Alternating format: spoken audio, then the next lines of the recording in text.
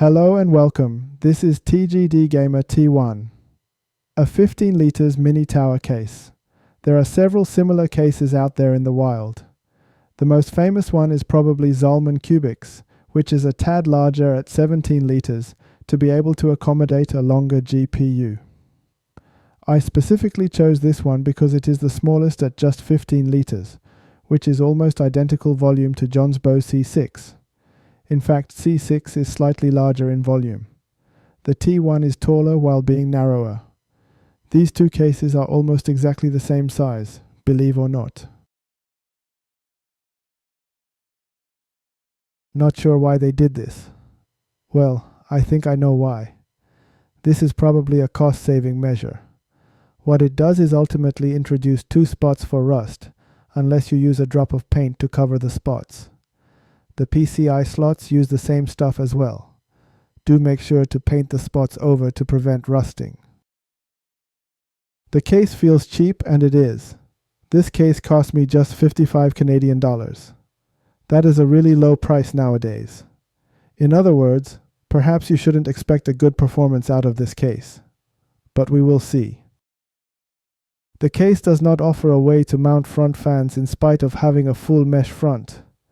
Actually, according to the product page, you are supposed to mount hard drives on front.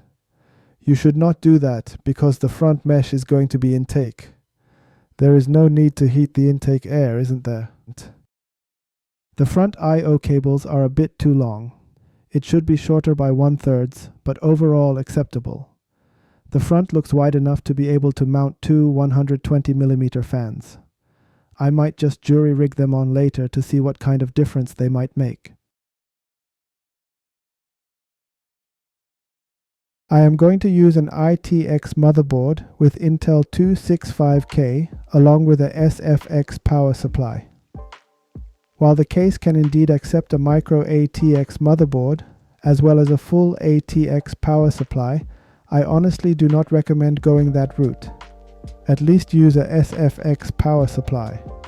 It will save you so much headache down the line due to its significantly smaller size and far shorter cables.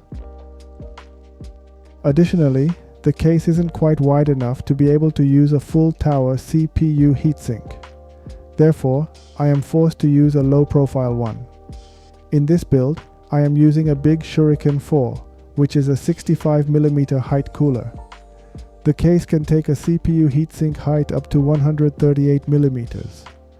The one I have is taller than 140mm. Also additionally, always plug in the CPU power first when doing a small form factor build. It's always a pain to reach CPU power socket after you install your motherboard in small cases. It is so far fairly straightforward. There isn't going to be any cable management because the case offers no such feature. But by using a SFX power supply, you significantly reduce excess cable. That itself is cable management in my book.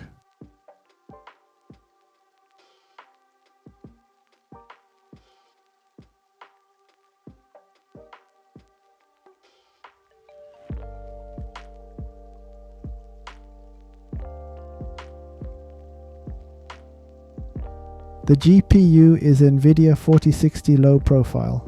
It's all I've got, unfortunately. But this is the GPU that's quite fitting to this case due to its low TDP of 110 watts.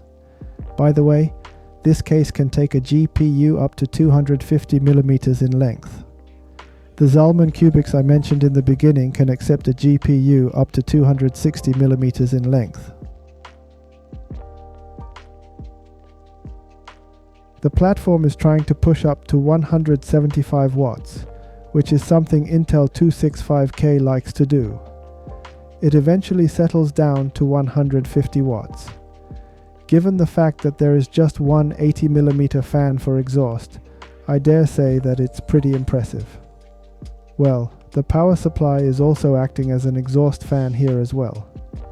The PSU being on top is an old design from 2000s. Meanwhile, the GPU has no thermal problem whatsoever. Its temperature is around 60 degrees Celsius at full load.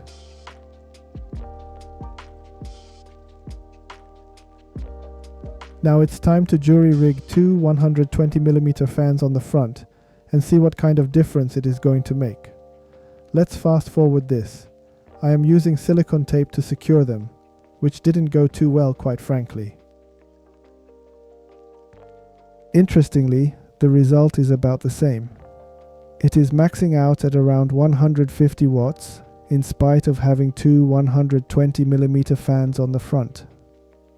I tried to come up with a reason why, and I believe this is due to the exhaust fans.